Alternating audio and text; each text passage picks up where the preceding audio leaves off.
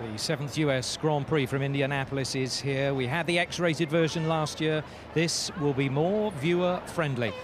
Over to our commentary team of Martin Brundle and James Allen. Thank you, Angus. Hello, everybody. Welcome to Indianapolis. Formula One has moved 900 miles southwest since last Sunday's race in Montreal.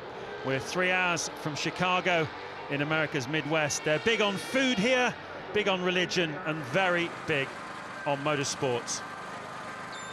And they've got a man to cheer for the first time on home soil since 1983. An American driver, Scott Speed, racing in the US, and he's done very well here this weekend, qualifying 13th, a season best for him. Well, Michael Schumacher hasn't led a single lap since the Spanish Grand Prix 3 races ago. And for a man not accustomed to being the bridesmaid in Formula One, this has certainly been a frustrating couple of months for him. But today, he has a chance to turn that around. Ferrari and Bridgestone have got their package absolutely spot on this weekend. And Schumacher has a great opportunity not only to claim his 3rd win of the season, but to take a big bite out of Fernando Alonso's 25-point championship lead. He'll be relying heavily on Ferrari teammate Felipe Massa, who starts alongside him on the front row of the grid today, not to make any mistakes and to come through behind him. And then Alonso, well, he's going to have to work very hard. He's going to have to deal with Kimi Raikkonen, Giancarlo Fisichella and Jenson Button, all of whom have great chances of winding up on the podium here this afternoon. It really is going to be very intense between those guys. Certainly the dream scenario for Schumacher would be for Alonso to score no points, and then he would have 8 races left in the championship and just a 15-point margin to Alonso. But that is some way off. We're getting ahead of ourselves a little. There's an hour and a half of very intense racing here at the Brickyard before that comes true for Schumacher. Well, we've got an absolutely wonderful crowd here this weekend. Certainly to the naked eye, I would say more people here than there were last year. They're very enthusiastic, and whereas last year they were throwing beer cans at Michael Schumacher's Ferrari, this weekend they've been blowing kisses, and he's responded, look at that, on pole by a second faster than any other non-Ferrari car. Barrichello again ahead of Button, but considerably lighter on fuel, we believe. Alonso, we think, is going to go about 6 or 7 laps longer than Michael Schumacher, and Kimi Raikkonen possibly 10 laps longer than Schumacher in the opening stint. The Michelin tyres certainly going to work better, I think, in race conditions than they did yesterday in qualifying, and that's what all the Michelin teams are backing. Once again, Montoya and Webber outside the top 10 in qualifying, as you can see. Best of the year for Albers and Montero. The 2 Midlands have been hooked up here this weekend, and right at the back, Liuzzi takes a 10-place drop for an engine penalty. He actually only qualified in 19th place anyway. And Rosberg, well, he is right at the very back because he missed a weight check. Where is Jarno Trulli, you're asking? He's starting from the pit lane because he had to take his car out of Parc Fermé this morning to change some suspension parts. When the first car comes to the grid, and Jarno, you obviously pay attention for the lights. Once it turns green, you can go. Guys, you need to be ready here next to the pit lane should we have a stall. We'll come to the car, we'll fire it up, we can do it as long as it's not over that line. And that's that normal grid procedure. So once I call for the formation lap to start, we'll get rid of the small trolley also with disconnected tire wall. Very commonsensical, complete team briefing there for driver and the rest of the crew, basically saying we'll fire this engine up when the first car, i.e. Michael Schumacher, gets back to the grid. We know it then takes the rest of the pack something around 40 seconds to form up. You don't want to be ticking over too long there, and then another procedure in case he stalls the engine. Now, the problem Jarno Trulli will have from starting in that position is when he arrives down into turn 1, he'll still be doing the thick end of 200 miles an hour, and he'll have absolutely stone-cold brakes, so he needs to be careful when he gets down there. They will release him, the light will change as soon as the last car crosses the line and is underway. Felipe Massa there doing a very good supporting role. Michael Schumacher gave him a chivvy-up recently saying, hey, I need more from you, and he certainly delivered that this weekend so far. Let's see how the race pans out. Now, if you were a Ferrari, you know Michael, you want Michael on pole because of the championship positions. You would fuel Massa longer. Hope he gets down to turn 1 before the Renaults, and then, because they had such a margin in their pocket in qualifying, fuel him a bit longer, and then hopefully give Michael Schumacher some breathing space up front. So Massa's got a key role to play. Fisichella's got to spoil that strategy completely from P3 on the grid, and Alonso really needs to nail Barrichello before he gets down to turn 1 to keep himself in play. Yeah, Alonso slower than his teammate Fisichella really all weekend, which is pretty much the first time we've seen that this season. He's not been getting on at all well with this Indianapolis circuit. It's a bit of a bogey track for him. He's got a trophy from every current racetrack in his cabinet at home, except from this place. He's going to have to work very, very hard even to get the most basic trophy here this afternoon, particularly with teammate Fisichella so up at the moment, Martin. The confidence is really high. He's renewed his contract and it's been announced, so the weight is really off his shoulders. And I have to say, Fisichella's been the class of the Renault drivers this weekend. Without doubt. What I don't understand fully, we've seen Alonso so fast at all the different kind of racetracks, whether it's Monaco or whether it's Barcelona, totally different environments to set a Formula 1 car up in, and somehow or other he never got the front end of his Renault to stick this weekend. And he said nothing we could do much with Parc Fermé when I spoke to him on the grid. They can crank a bit more front wing on, although we've heard from a lot of drivers that actually you can go past the point of no return on that and give away front downforce, or they can adjust the tyre pressure slightly. But other than that, there's nothing much they can do to help him. So that is why I think he's in a damage limitation mode. We could actually do with a DNF, to be frank, couldn't we? We could do with Michael Schumacher 10 out of 10 here this weekend and pull that championship much closer together for a thrilling finale to this season, or second half of this season, I should say. I think certainly under 20-point margin, Alonso to Schumacher with 8 races still to go, still leaves a lot of room for things to develop, because Ferrari have not got exactly a B-spec car coming out in Magny-Cours, but Ross Brawn was saying on Friday it's a very heavily revised car that we'll be seeing in 2 weeks' time at the French Grand Prix, with completely revised aerodynamics and a step on the engine. And they're not softening at all in their challenge for this year's World Championship. So 73 laps of this Grand Prix, about 190 miles, good deal shorter than most of the US races here. The Indianapolis 500, of course, and the NASCAR event here runs over 400 miles, but it's fast and furious stuff, and the Americans really seem to enjoy it. Well, Fisichella, no doubt under clear instruction to do so by the team, is hanging right back, and he's almost acting like pole position man. And so Michael's parked on the grid, and Fisichella's still coasting towards his slot, and that means his tyres will be warmer than Michael Schumacher's for that all-important start. But very little around here will be warmer than Michael Schumacher's engine by the time the back of the grid cars form up. This is going to be a very long hold for Michael Schumacher. Yeah, Massa down here. Michael's about 5-6 centimetres past his yellow line, which is okay. Massa's a metre behind his. He's thrown away part of his advantage. He doesn't need to be doing that with the fast starting. There is Massa. You can see just how far behind he is on that yellow line, which is where he's allowed to start from. Look how long they're taking to form up. This is ridiculous. Well, Schumacher's been standing there for half a minute now. Wonder what the temperatures are doing. A lot of concern, I would imagine, in the Ferrari garage about this. So the 7th running of the US Grand Prix at Indianapolis will begin when the lights go out. They're away, cracking start by Schumacher. Even better start by Massa though. Massa was better away. He's inside his teammate. On the run down to turn 1. He's going to take the lead here. Schumacher is going to have to tuck in behind him. Alonso is behind Fisichella. Goes round the outside of Michael Schumacher, and he's going to take bang wheels for second place. And we've got carnage at the back. Quite a few cars involving a Red Bull, certainly a Toro Rosso. Schumacher has resisted Fisichella. He had to. And Massa is leading this Grand Prix. Schumacher's second. Alonso is third. He got ahead of Fisichella in that melee. Scott McLaren Speed, in there too. There's the a local McLaren, driver. And they'll have to deploy the safety car. They have, because those cars that are stationary are right in the firing line of the massive braking zone. And is Michael Schumacher trying to overtake under the yellows? Thought better of that. So the safety car is out then. And the McLaren is none other than, well, we haven't got Kimi Räikkönen or Juan Montoya. Neither of them are showing us having come through. Only 15 cars have gone through the first timing beam, Martin, and neither of them are McLarens. Yeah, it's the midfield, it's the back end of the top 10, early part of the teens on the grid, because Coulthard's gone from 17th to 10th. So it's in that pack in front of him, and there is the carnage then, down in between.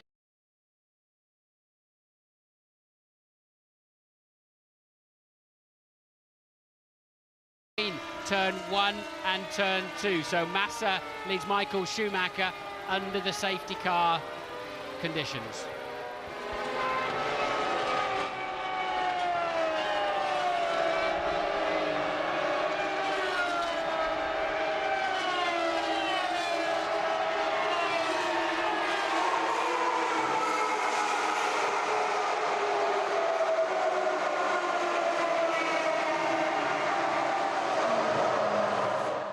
dejected McLaren garage there. Norbert Haug, the boss of Mercedes Motorsport. Well, their two drivers lasted about 600 metres of this Grand Prix. There is Nick Heidfeld, who's also out. So we've lost Raikkonen, Heidfeld, Montoya, Webber, Speed, Klein, and Frank Montagny. So 7 cars in all have been eliminated in that crash at the beginning. There's Ron Dennis, the boss of McLaren, looking to sort of see a replay of what happened, really, as we all are. Clearly it was a midfield pile-up. Here it goes, Martin. Let's take a look at the midfield. Yeah, and it's going to be at speed, because one of them's made it through a big gravel trap right into the barrier itself. Villeneuve got a great slingshot out of P5 on the grid. Two McLarens 3 or 4 rows back on the right-hand side, line astern. Now, who's going to get it wrong?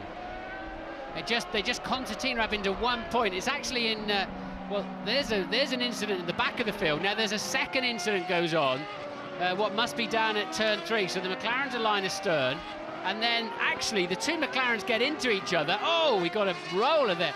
Heidfeld's done a triple roll, and I think it was triggered by the two McLarens getting into each other. There we go, and at the front of it, Button spins round. There then the Toro Rosso of Scott Speed, the local hero, gets caught up in that. We're on board then with Speed, and we're gonna find those two, they've touched in front. Two McLarens got into each other. Heidfeld's rolling, and then Speed tries to get out of the way and clips the wheel. He ends up hitting both McLarens, actually. The second one gently. This is Raikkonen making a bit of hay around the outside of turn 1, and he gets shoved at the back. And in fact, it looks like the whole thing was started by Montoya. Whether Montoya was given a bit of a helping hand there as well, I don't know. Scott Speed out of the race.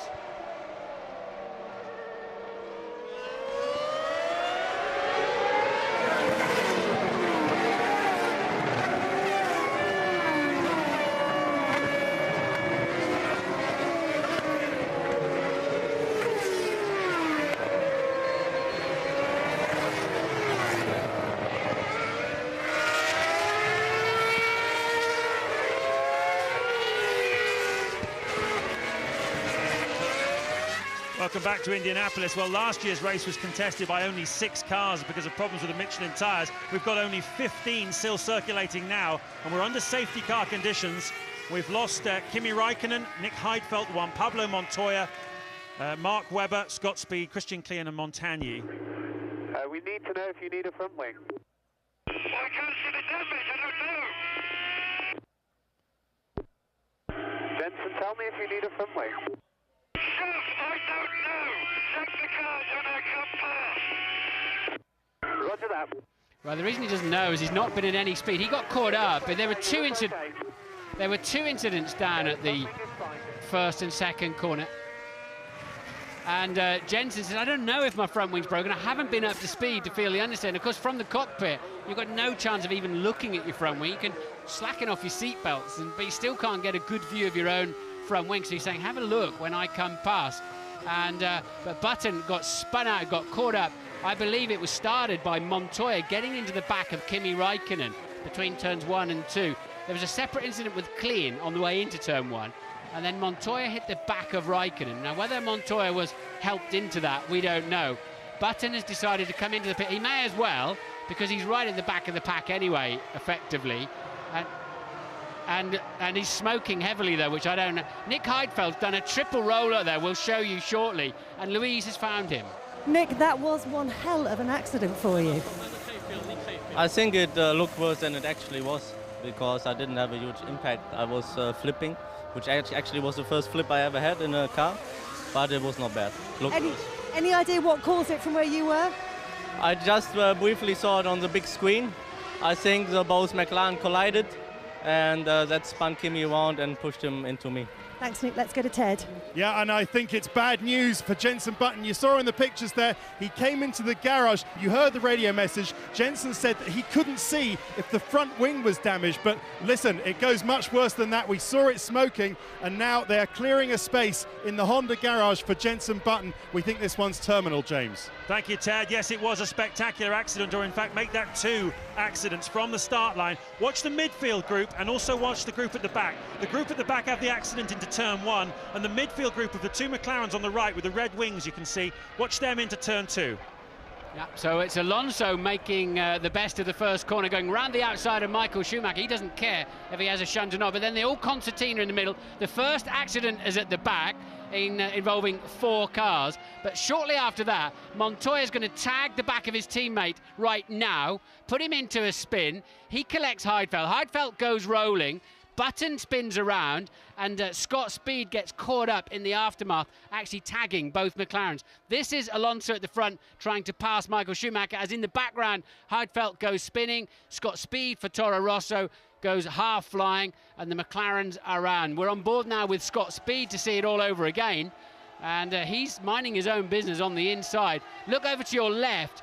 Look at the 2 McLarens getting into each other. They then go into Button. He puts Heidfeld into the air, and Scott Speed collects the aftermath and both McLarens. That's an expensive accident. And this is on board Raikkonen, and you're going to feel a shove at the back end any minute now, and round he goes. And that's when he gets into Button. We don't know if Montoya was given any assistance from behind, but I don't think he was. Well, that's the aftermath. A very, very expensive car park of wrecked motor cars, and a lot of work to be done. It's a good job it's not the first race of the 2. Well, Scott Speed, we saw an innocent party in that. He must be absolutely gutted, Louise Goodman, to be out of his first US Grand Prix. Well, let's ask him, James. Scott, through no fault of your own, you're out of your first Grand Prix. At the end of the day, that's motorsport, isn't it? I mean, we were just in the wrong place at the wrong time, but nonetheless, we had a great weekend up to this point, and, you know, one of these days things are going to go our way and we're going to have a good result. You're taking it very well, but you must be so disappointed because you qualified so high up. Yeah, we had such a great opportunity. Even the start was awesome. I had passed Weber and Schumacher and into turn 1, and we were sitting really, really good, but it can happen. Thanks, Scott. Let's get some more news from Ted. Yeah, and down at Honda, we thought it's all over. We saw Jenson Button being wheeled into the garage, but amazingly he's still in the car. And just lean over to Nick Fry. Nick, what's going on? Is it over or not? We're having a look. It looks like it might be. He's suffering from low water pressure, which probably means something's damaged, but we're going to give it a look, and then if we can get him out, we will. But according to the rules, we can't add water to the vehicle, so if it is short of water because it's been damaged, then probably that's the end of it for him, which is very unfortunate, obviously. Okay, thanks very much, Nick. Another bird's eye view of Scott Speed innocently being taken out of the Grand Prix, and Norbert Hausheim. Has he been flying in through the air? Yes, the answer is Nick Heidfeld, of course, so we now know well, did the triple somersault. Very nasty that, when the rollover protection you have, which is very significant and has been massively enhanced in these recent years, but when that digs into the gravel, you can be a bit exposed inside the cockpit. But clearly Nick Heidfeld says it's the first time I've ever flipped a racing car. Actually, it was quite good fun. It wasn't as bad as I thought it was going to be. But Heidfeld then is okay. But this is critical, James, because the tyre pressures on these cars going round in 1 minute 58 instead of 1 minute 10s is for 4 odd laps. The tyre temperatures and the tyre pressures critically are falling. Now, on that banking, that is bad news. Yeah, well, let's hope it's a safe restart then here at Indianapolis. We've had 5 laps in total. Safety car deployed really after the start line incident. Let's just reiterate who's out of this Grand Prix. Jenson Button's thinking about going out. He's 15th at the moment. Definitely out are Raikkonen, Heidfeld and Montoya. So both of the McLarens and one of the BMWs. Weber in the Williams, Speed in the Toro Rosso, Klein for Red Bull, and Frank Montagny, who was caught up in the accident at the back at the start and into turn 1 rather, in the Super Aguri. So both McLarens out of this Grand Prix. Button's gone as well now, so we're down to 14 runners. Surely this is a good opportunity if Massa's going to have to let Michael Schumacher pass, to give him, he's got to be careful he doesn't go too early. And it's a long way to the pit lane from there. He's got to let that safety car get away. The safety car goes off to the left. Massa's gone. Michael Schumacher's asleep. Well, that's unbelievable, isn't it? Michael Schumacher, look how far behind Felipe Massa he is. Massa spotted that the safety car was going off to the left rather than coming into the pit lane, and it's, well, it's several hundred metres between Massa and his teammate as they cross the line. Some action at the back, though. Look at this, the two Renaults are getting together. Alonso was in front of Fisichella as they went across the start-finish line, and Alonso is still in front of Fisichella. Barrichello, oh, we've got a spinner. It's the Midland spinning in the track, in the middle of the track. And looks like he could well have had a tag from Takuma Sato there in the Super Aguri. So all action going on. Coulthard there's managed to stay out of it. He's still P10 at the moment. Montero up in P9 for Midland. Rosberg, who started at the back of the grid, is 8th now. We need to put a bit of cotton wool around some of these cars and make sure we've got plenty to get us to the finish. Remember, the points down to 8th place available in Formula One, and we've only got, well, 13 or 14 runners, depending on whether that Midland gets going again. Jarno Trulli, who started from the pit lane, avoided all that mess, of course. He's in 13th at the moment. So you've got two Ferraris at the front, then you've got two Renaults, then you've got the Honda of Rubens Barrichello. Jacques Villeneuve has been passed, I think, by Ralf Schumacher on that lap, it looks like. So Ralf Schumacher, if that's the case, up to 6th place. Damage there, heavy damage on the car of Thiago Montero, and he's going to have to come back into the pits. And what was interesting is Michael Schumacher's now only 0.3 of a second behind. Yellow flags waving, so no overtaking down at turn 1. There'll be debris on the track. Alonso having to feverishly defend from his teammate. I suspect they're on different strategies, and this is not good news for Fisichella, but he's not about to get any help or service from Fernando Alonso today. Michael Schumacher, we saw how far behind he started on that lap because Massa got the jump on him on that restart, and he was right behind him over the line. Here we go again, and I think this is going to be Sato coming up the inside, hits the curb, flies through the air and tags Montero. Are we now down to just 12 cars? Montero did cross the line, actually. It's not the first time a Super Aguri has got into a Midland on a start, has it? You know, it happened at Imola as well, with Christian Albers being flipped over by Yuji Ide. Spectacular accident that was too, and certainly the Super Aguri seemed to start pretty well, it must be said, but it's not helping Midland very much. So only one Midland car appearing to be left in it, and that's Christian Albers, currently in 12th place. Montero has been in the pits, and this is lap 8 then.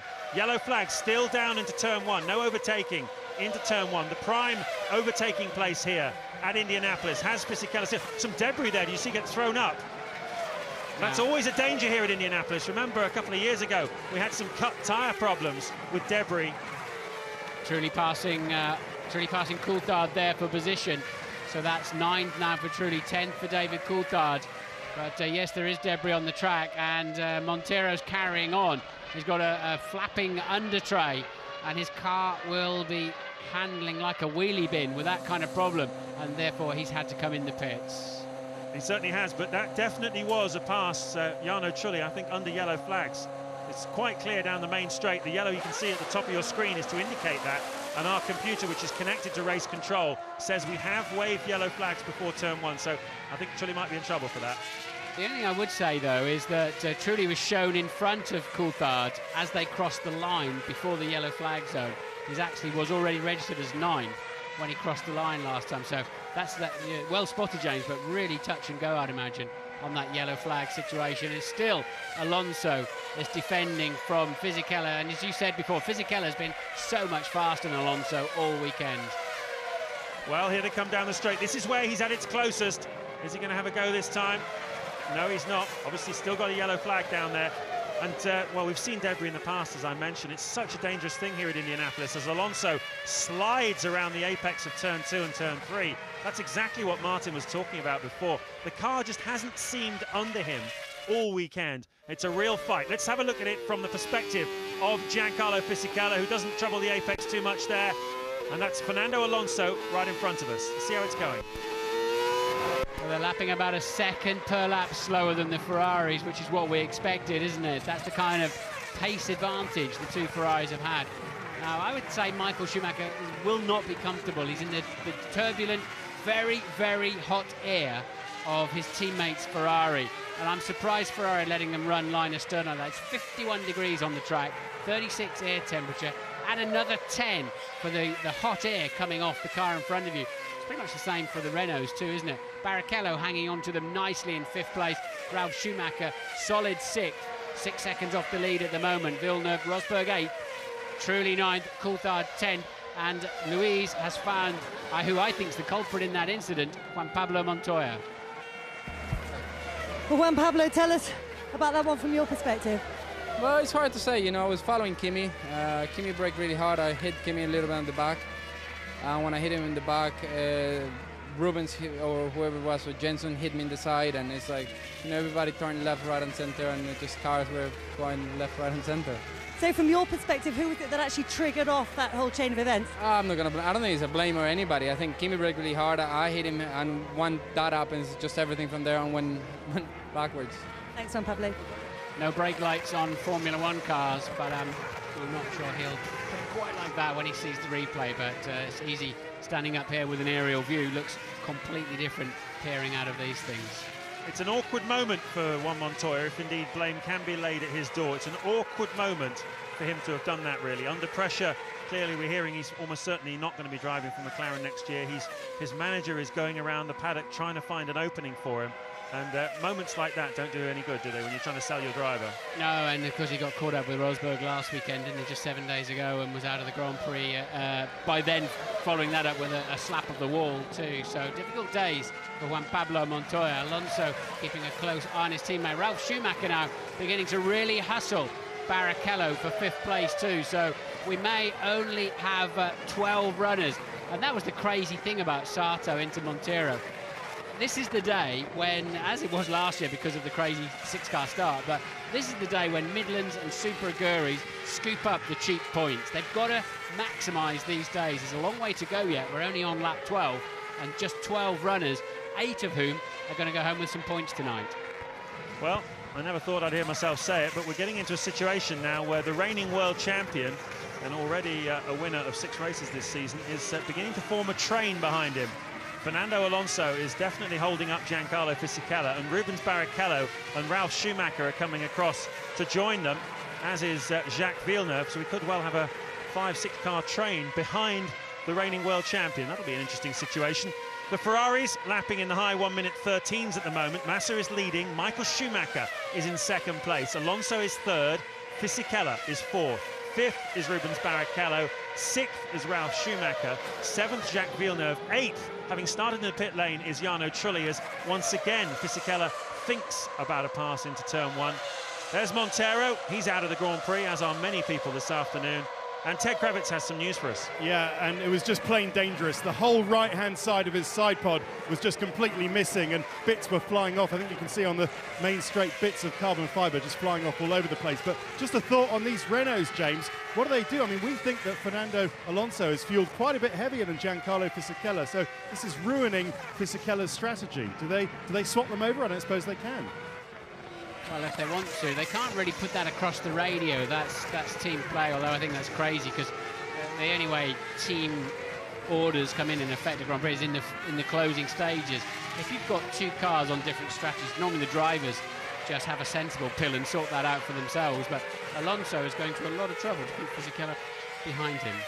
Well, if you remember last year's Canadian Grand Prix, we had Fisichella in front of Alonso. Alonso was getting really agitated on the radio, saying, I'm much faster than him, let me through, let me through. It went on for lap after lap, and it was that agitation that led to Alonso, when he finally got clear of Fisichella, putting the car in the wall because he was so fired up on that occasion. Here I imagine the situation is reversed. Fisichella will be well fired up by this. Well, we've already lost a number of cars here this afternoon. One of them, sadly, is Jenson Button, who had a great chance this afternoon of a podium. He's there, right there with Louise.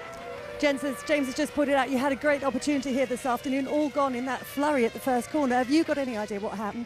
Well, it is, to start with, it's very disappointing because we had fueled really long. You know, it's easy to say that now, but that is the truth. Yeah, pretty long for us. And I don't know what happened. I think Montoya hit my back wheel.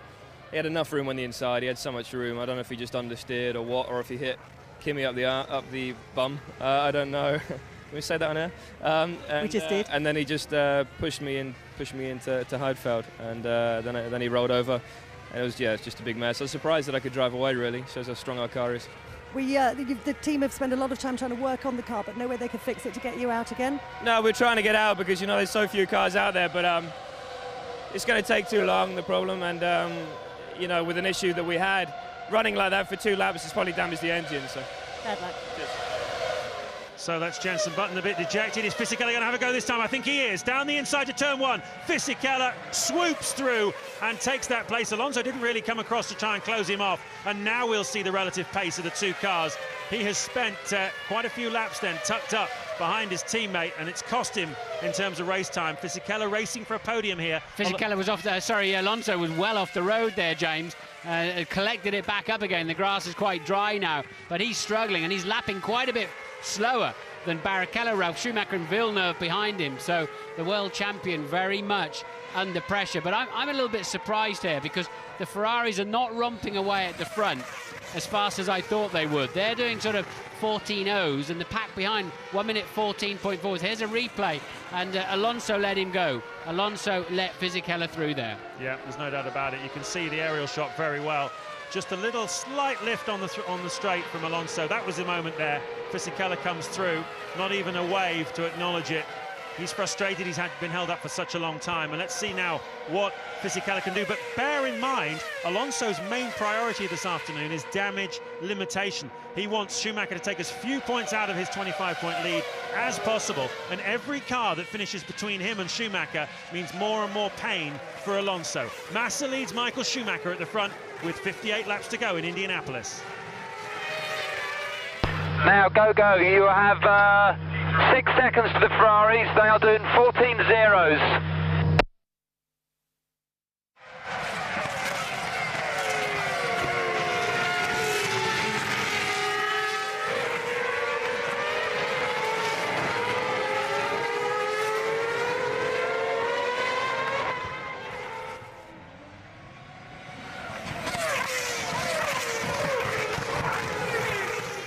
So we've got just 12 cars still circulating here in Indianapolis, and full 58 laps in which more things can certainly happen. There is Jacques Villeneuve, currently on track for another points finish here this afternoon in 7th place. He's got Jarno Trulli behind him, who started from the pit lane, but he's some way behind him, 3.5 seconds. And Trulli, the last at the moment of the point scorers. Great chance today for Rosberg to do something. He's currently 9th. David Coulthard, always a wily campaigner, an intelligent racer, is in 10th place, just 2 seconds behind Rosberg. And then Liuzzi and Albers rounding out the 12 of them. And you can see Trulli behind Villeneuve on the racetrack. So from Alonso in 4th, Barrichello, Ralf Schumacher and Villeneuve, we've got 5 cars separated by just over 2 seconds. Very close. Here's Ralf.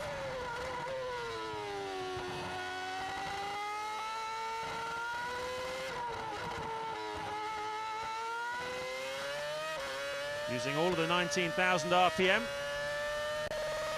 On the back straight, building up to 180 miles an hour. 75 miles an hour there through turn 8. 40, the very, very slow turn 9.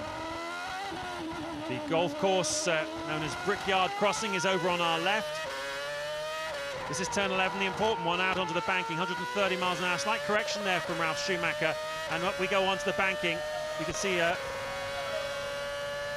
all the stands there for the Indianapolis 500. This is turn 1 of the oval, going around backwards. And just look at the size of this crowd here this afternoon, all the way down the main straight. Loving this. Reaching 210 miles an hour here before 200 pounds of brake pressure. There we go. Slow it down into 1.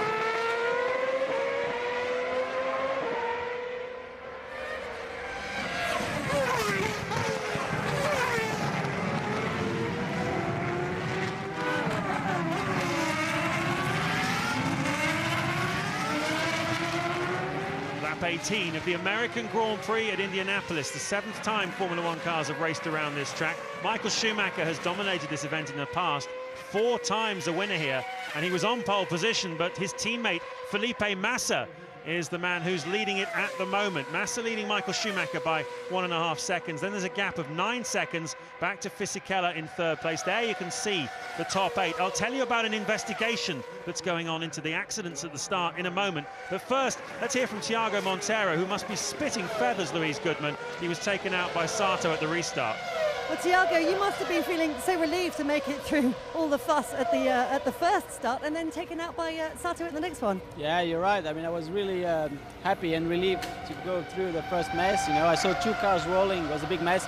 I saw a gap, and I'm actually made contact with another car, but I was able to go through, and I was P9, you know, minding my own world. And then suddenly, once again, one of the Aguri Suzuki drivers tried to win the race in the first lap, and it doesn't work, you know. You 70 laps to go, everybody's pushing hard. You have to be a little bit more careful. It's not the first time, that's what is really annoying. And look at the results, you know, he's out, I'm out. It's a waste of opportunity, because again, we've been competitive all weekend, and I think we could have scored points due to circumstances this weekend again. Thanks, Thiago. Pretty solid analysis there from Thiago Monteiro, and I think he's absolutely spot on. Liuzino beginning to put Coulthard under pressure. So that's an interesting one, see how far they go on their fuel. I don't know whether Coulthard got caught up in anything in that first corner. He seemed to be right in the middle of it, but somehow came out of the other end of it. Meanwhile, Michael Schumacher is still trying very hard to maintain the gap to Massa. Massa's really driving nicely at the front of this Grand Prix. He is leading this Grand Prix extremely well, but to my amazement, after the qualifying pace that we saw, the other runners are only a few tenths of a second per lap slower than those Ferraris. It's not quite all over and done with as we expected from watching. You have to say, all of the free practice and qualifying, it looked like the Ferraris have got a second a lap in their pockets. Alonso just about hanging on to 4th place with quite a queue behind him now. Barrichello, Ralf Schumacher, Villeneuve and Trulli in a queue forming up behind the reigning and current World Championship leader.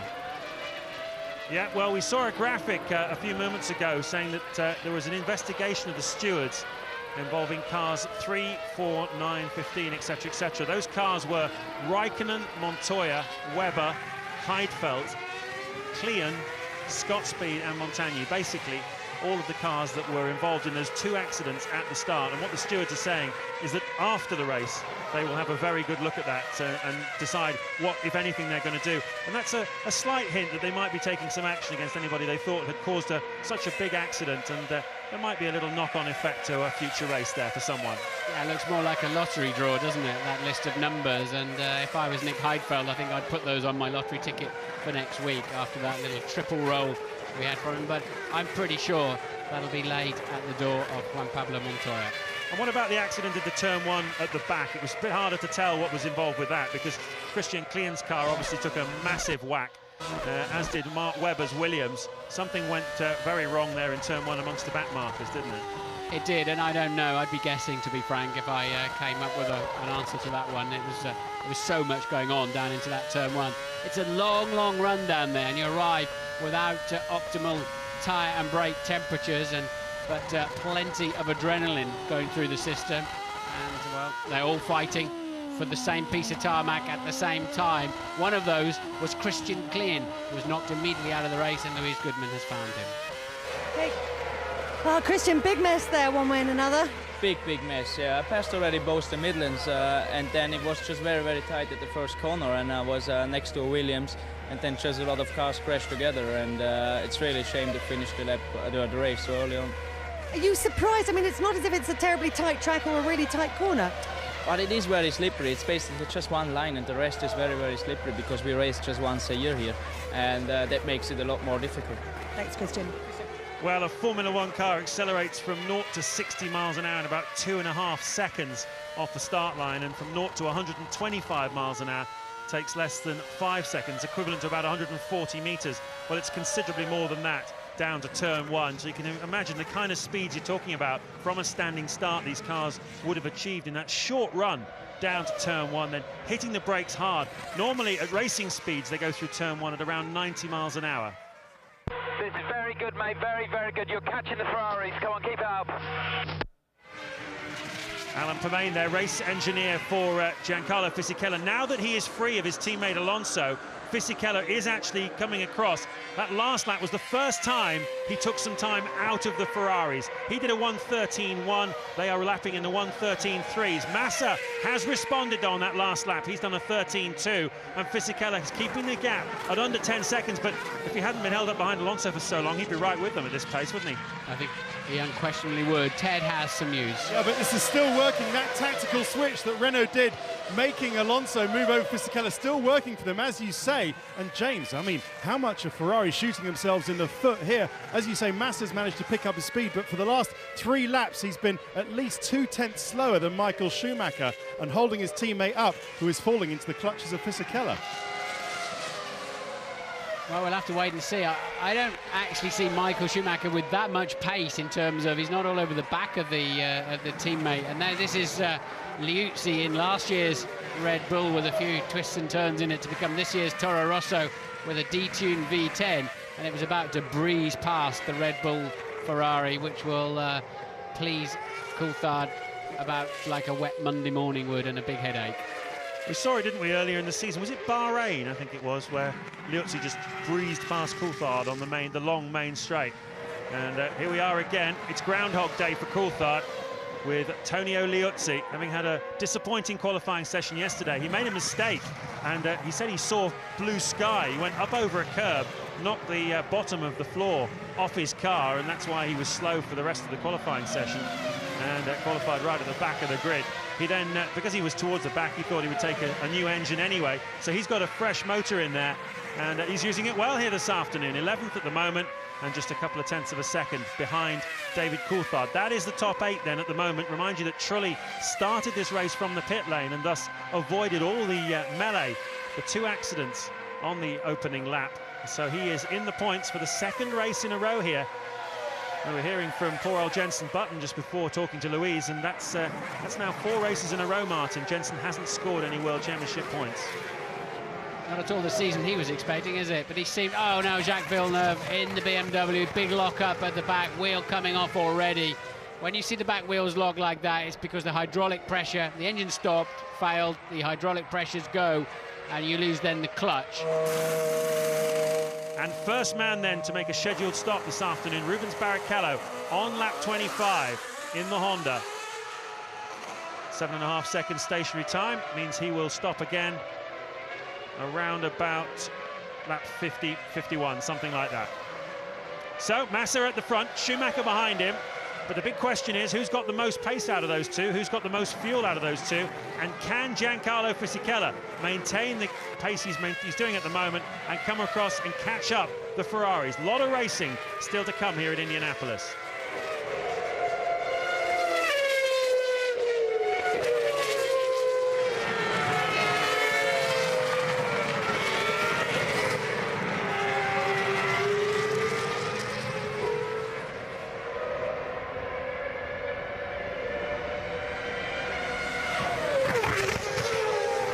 Still unbelievably hot here in the Midwest of America. 53 degrees the track temperature, 37 degrees the air temperature. As I was saying at the beginning, it's a bit more like Bahrain than it is like Indiana. And at the moment, you'd have to say that the Michelin tyres are starting to operate quite well in these temperatures. Fisichella is on the same pace as the Ferraris at the front. The problem for him is he lost best part of 8 seconds in the early laps, tucked up behind his teammate. So there's Barrichello, who's made that stop in 7th place. There's Rosberg in 8th. That's where Rubens popped back. Here's David Coulthard, still trying to fend off the attentions of Antonio Liuzzi. So Coulthard is just 2.5 seconds away from a World Championship points position. Could that be Toro Rosso's first ever points as well this afternoon? They thought they'd scored one, didn't they, until in Australia, until Coulthard protested and got the point. a little bit of in-house politics there as the Red Bull team protested effectively the Toro Rosso team and got that World Championship point back. But they're all out there racing hard. Massa, a new fastest lap of the race now on a 1:12.9, followed by 1:13.00. For Michael Schumacher. Fisichella struggling to hang on now. He's 10 seconds adrift and about 6 seconds ahead of Alonso. Alonso's pace it's gradually improving. Yep, that last lap, Alonso's fastest of the race so far, 1:13.5. The Ferraris were doing those kind of lap times 10 laps ago with a lot more fuel in board. So quite interesting situation here. This Renault is not really working like it has done everywhere else so far this season. And Alonso has an uphill battle. I suppose the good news for him is that there is no longer Button and no longer Montoya. Giancarlo has the balance. And the rear end is placed is partly for the rear, yeah.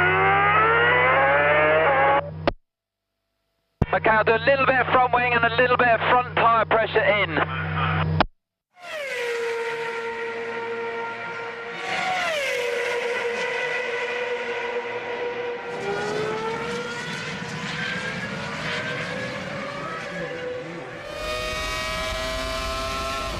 Lap 28 of the American Grand Prix at Indianapolis.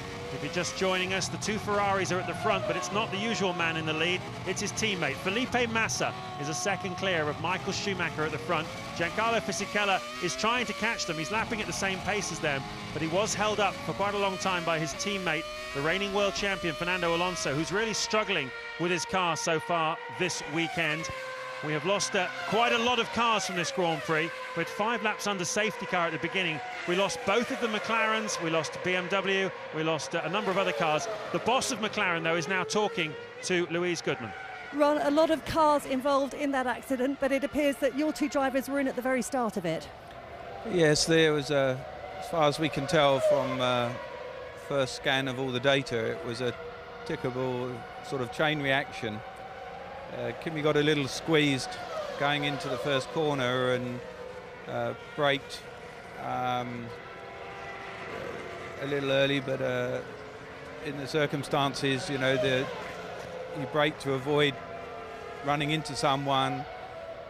When Pablo was keeping an eye to the right because Button was starting to close on him and bump him, and you know, effectively then the whole thing started to sequence with Juan Pablo running into the back of Kimi, but Jenson running into the side of Juan Pablo pretty simultaneously. So I think it was you know, just not enough road. It's so easy to be critical of one's own drivers when they're involved in an accident that takes both of them out. But I think you've got to be, you know, professional. We were very heavy.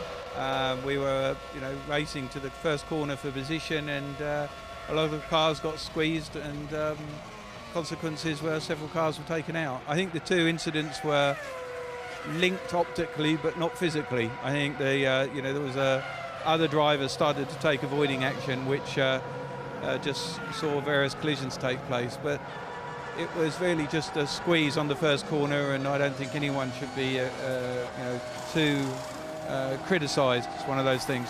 Thanks, Ron. Massa does the fastest lap to continue the leading of the Grand Prix as Michael Schumacher pits from second, and so does Fisichella then. So Alonso up to second place now. Fisichella the lighter of the Renaults, and as we expected, Michael Schumacher the lighter of the Ferraris. This is looking very good for Massa. They're going to have to orchestrate this run to get in behind Schumacher, but still, that's great news for Alonso in terms of his damage limitation. I think Ron has been correct there. You win together and you lose together as a team, so he's not ready to slap his two drivers. And it is, as I said at the time, looking on an aerial view, it's an awful lot easier. When you're sitting down right alongside those headrests, you've got a tiny little mirrors. Your peripheral view is virtually zero, so you don't always know what's going on unless it's absolutely alongside you. Massa then pits just one short lap here, just 73 seconds this afternoon is a race pace. Short lap later, he's ready for his fuel and tyres. Alonso will lead the Grand Prix. So, Michael Schumacher still yet to lead a lap for 3 races. He thought he was going to be leading 73 of them here this afternoon, but it's not so far worked out that way. A set of used Bridgestone tyres then going on to that car. They've chosen not to use that new set, use ones instead, and out onto the back straight he goes. And it's very hard to tell from this angle what that is. Is that a Ferrari coming down? Is that Michael Schumacher? I think it is. Looks like it, yeah. So Schumacher's outlap was obviously spectacular. He managed to get past the Midland, and Massa had a 1 second lead over him Massa's in-lap obviously wasn't particularly fabulous, but somehow or other, they have managed to put Michael Schumacher in front of Felipe Massa. I'd be interested to know the exact length of those pit stop times. Maybe they've fueled Massa a little bit longer, but it's very much done the job, hasn't it? It's put Michael... They were always going to do that at some point. They're not going to let Massa take points off Michael Schumacher on a day when Alonso's struggling. They would be crazy to do that. And it's the Midland of Albers that's running 11th and last at the moment, that was who now runs off the track as well for good measure, that was being lapped there as Michael Schumacher came through to take what is now second place, because Alonso does lead the race. It's lap 31 and his crew are getting ready for him. Ted has some more news on Ferrari. No, Martin, it was actually longer. Michael's stopped 8.2 seconds. Massa's stopped 7.3, but it was just Michael's pace on new tyres coming out where we've seen Ferrari do that as Fernando Alonso just comes in. Steve Nielsen there ready on the clock, but, well, this isn't going to be enough to get him past Fisichella. Renault playing a very long game with Alonso, trying to maximise, and that's another set of used tyres there. The stop going well. Oh, it's very quick. 6.7, so short middle stint for Alonso. So here's the situation. Felipe Massa on lap 29, which is the lap before he came into the pits, did a personal best, and in fact the fastest lap of the Grand Prix so far, a 1:12.954. The following lap, which was his in lap, bringing him into the pits, which is there I see Michael Schumacher just going through to take the lead, was a 1:33.7, and most of the drivers on their in-laps have been doing low 32s, so that was an extremely slow in-lap. For example, Alonso's in-lap was a 31.6, so 2 seconds slower on his in-lap, Felipe Massa. That is what happened there, and one would have to presume, Martin, that that's what he was instructed to do, because either that or he made a huge mistake losing 2 seconds on his in-lap. But why would he do that, having just set his fastest, in fact the fastest lap of the race the lap before? We'll probably never know. What I do know is that when we watch Michael Schumacher come down that dusty pit lane and attack the speed limit line, he was on the ragged edge at the back end, all stepping out and sliding out.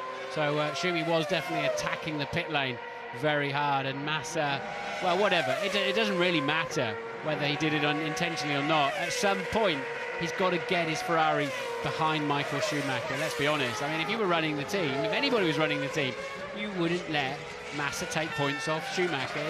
With the World Championship, we're more than halfway through it now. Massa doesn't have a prayer of winning the World Championship. Schumacher does.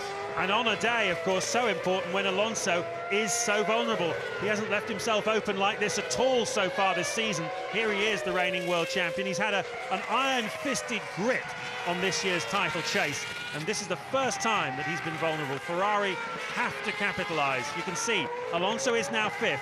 Trulli is the only car in front of him who has yet to make a pit stop, but of course Trulli started from the pit lane, so he's made great progress through the field, and he will probably be pitting quite a while from now.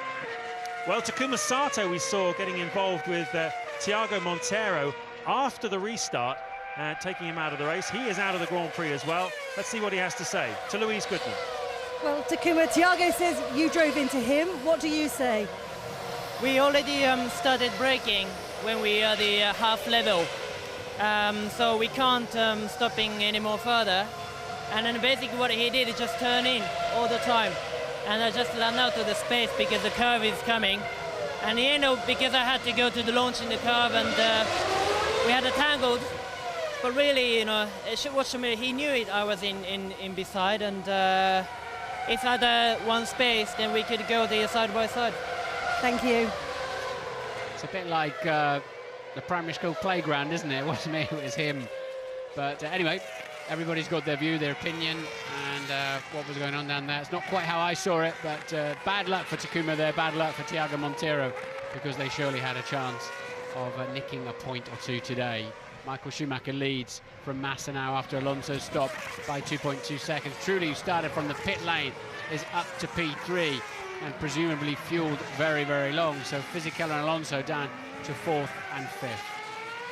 So we've only got 11 cars still running here of the 22 that took the start, as Christian Klien of Red Bull Racing makes his way in his street clothes out to watch the rest of this Grand Prix.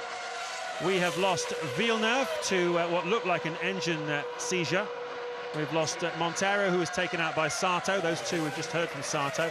Button we saw with low water pressure problems as a result of impact with the two McLarens of Raikkonen and Montoya, who tangled with each other in the opening lap and triggered a reaction that sent Nick Heidfeld barrel rolling into that gravel trap there. How's the car balance, mate? How is the car?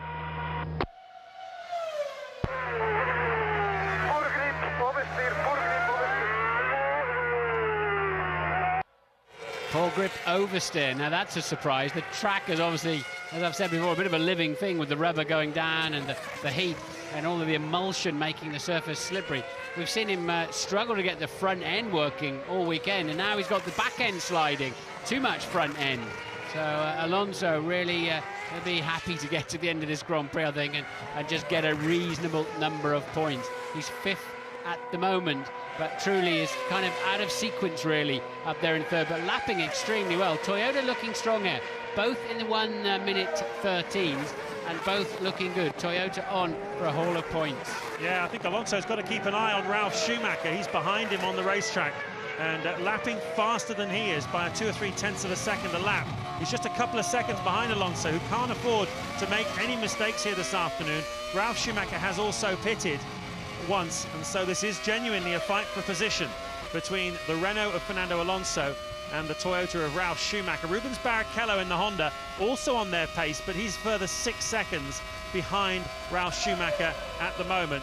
Trulli obviously is going to run very, very long in this race. We're riding on board with Tonio Liuzzi. This is the battle for 9th place. There could be some points here this afternoon for one of these two drivers, David Coulthard and Tonio Liuzzi.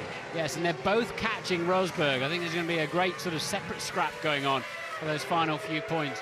Coulthard sort of hauling Liuzzi along with him, and they're just 1.6 seconds behind Nico Rosberg now, all lapping roughly the same speed, quite a bit off the pace actually, but they've yet to pit. They look like they're on one stoppers then, those 3 runners, which is why they're clearly slower. Spot of lunch while he debriefs on the pit wall for Thiago Monteiro, who hands out T-shirts on the Friday of every Grand Prix. There's always a theme each weekend, and it's certainly caught on with all kinds of different personalities from Formula One going down there to collect their T-shirts every Friday. Here we are on board again with Liuzzi. Now remember, he's driving a rev-limited engine this year. Everybody else is on V8 power, but there was a little loophole for the under-financed teams that they could have a rev-limited V10 engine. So you can see Liuzzi's engine struggling to get much beyond 16,300 RPM in 7th gear on the back straight, whereas the V8s are allowed to rev to about 19,000 plus. Red line at 16.5 then. Probably feels like it wouldn't pull the skin off a rice pudding compared to last year's full-fat V10s. But it's still getting a decent turn of speed down the pit straight there. It's just going to be interesting. Massa's now slowing down. I think he's had his moment of glory up front. He's now got to fall into line and play Michael Schumacher's rear gunner. And he's beginning to drop his pace a little bit, to slow it down, back himself into Jarno Trulli and Fisichella and control the rest of the field, because Ferrari haven't romped off in the way that I'm sure they expected and the whole pit lane expected they were going to do.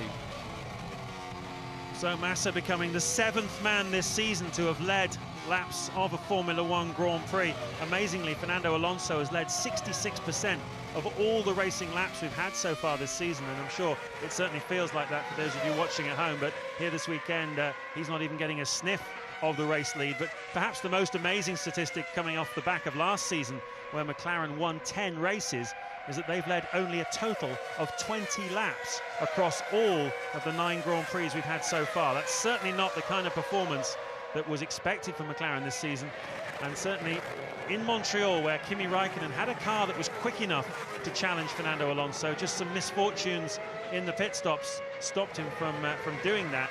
I think he came here saying, hey, we're going to be very competitive in Indianapolis, and watch out for me on the top step of the podium. But the story this weekend has definitely been the Ferrari Bridgestone package coming good. And the question is this the pattern for the rest of the season, or is this just an Indianapolis one-off?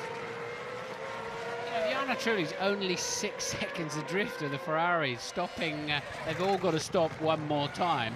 Obviously, Trulli will have to stop longer to take on the remaining fuel that he needs to get to the end of the Grand Prix, but he could be a real spoiler this afternoon. From the pit lane, from the very back of the field, as you say, at least then avoiding all the carnage and chaos of the first two corners. Well, don't forget that Trulli and his teammate Ralf Schumacher in the Toyota are on the Bridgestone tyre this year. Like Ferrari, they've come across from Michelin this season, and it's been a difficult adjustment for the Toyota team. They really struggled, particularly to get the front tyres to do what they wanted them to do and to grip going into the corners. But now they seem to be getting it right as the season wears on. Trulli was in the points for the first time this season in Montreal, and he's running a very comfortable third at the moment, lapping faster than both of the Ferraris in front of him, and he's just 2.5 seconds behind Felipe Massa. That's a hard race when you're doing well, we used to get points down to 6, but I remember many of the Grand Prix I drove, you'd be 6th, 7th, 8th, and just driving your socks off to try to stay in the action and just try and scrape a World Championship point out of the afternoon, as truly pits then for what we surely are expecting his one and only pit stop. We'll see how long this is. It should be sort of 9-10 seconds if they're going to give him enough fuel. Yeah, they're fueling him to the end of the Grand Prix. And, well, Toyota looking strong, then, as we said, but as you pointed out, James, on the same Bridgestone tyres as Ferrari.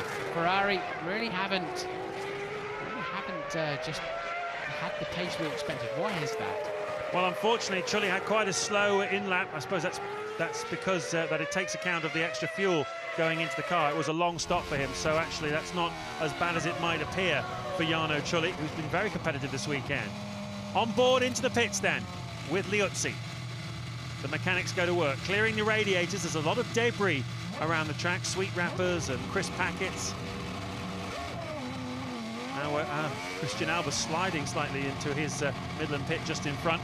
Slight adjustment in the seat for Liuzzi, and he's back out on track. 100 kilometers per hour, about 62 miles an hour is the limit until they get to the white line. Then they can just light it up and head off down to turn 1. Albers was running 11th, well, he's been lapped by the Ferraris, about to be lapped by the rest of the field, actually. So he was struggling. He must have been in the war somewhere in those first two corners. But Michael Schumacher on lap 41 leads over teammate Felipe Massa by 4 seconds. It's the two Renaults now after Trulli stopped that are running 3rd and 4th for Fisichella and Alonso.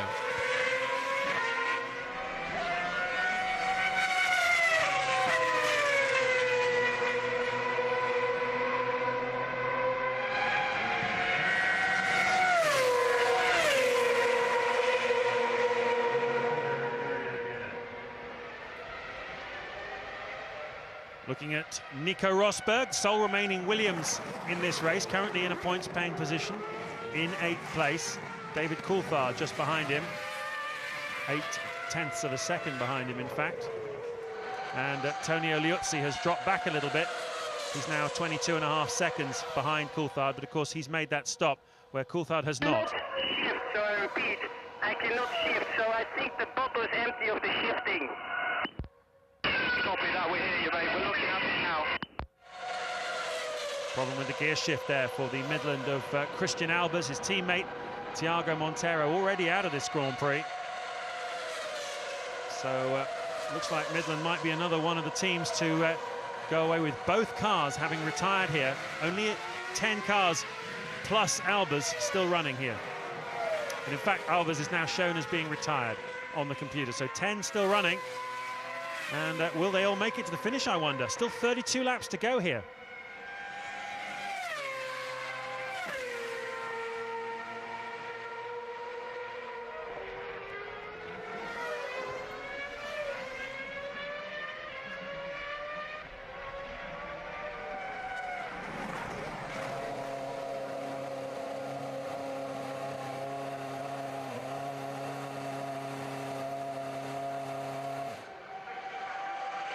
Yeah, Albers clearly running into trouble here. There is Johnny Herbert, the sporting director of Midland, and another tough weekend for him. Disappointing as well with their best team qualifying of the season so far, in 14th and 15th places, to come away empty-handed, particularly on a day like this where we might only have enough finishers to fill the points positions. Midland still looking for their first points of the season, of course. Tell you what's working well is Liuzzi. Now he's got a new set of tyres. He's in the low 1:14s. He could, depending on when Rosberg and Coulthard come in, Rosberg could just find himself at the front of that trio. Liuzzi, sorry, could find himself at the front of that trio.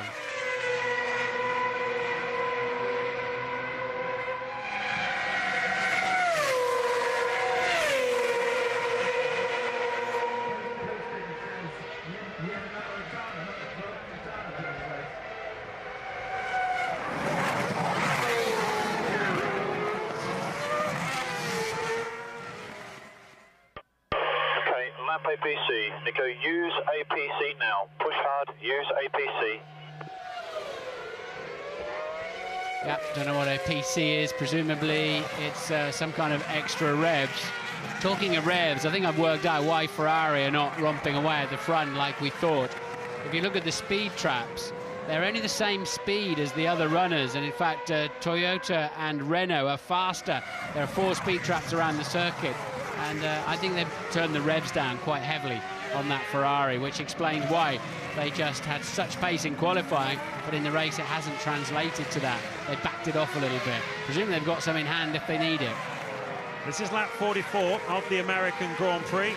England may be out of the World Cup, but there's still a lot of action to come. And in fact, on Tuesday night, live and exclusive on ITV1 at 7:30, you can see the first of the World Cup semi-finals between Germany and Italy. And Michael Schumacher and his Ferrari team will have a lot of interest in that one. Schumacher has been glued to the television throughout this weekend, watching pretty much every game he could possibly. Into the pits comes Nico Rosberg, who was in a points-paying position.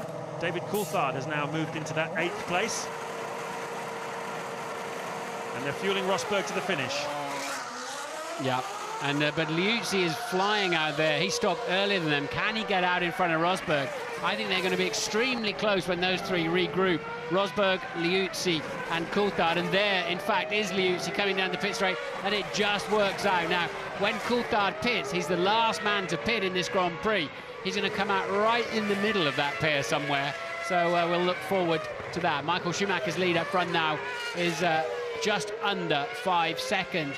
And they're beginning to pull clear of Fisichella. They're 11 seconds further ahead than the leading Renault. Alonso's 10 seconds behind his teammate and still struggling for pace.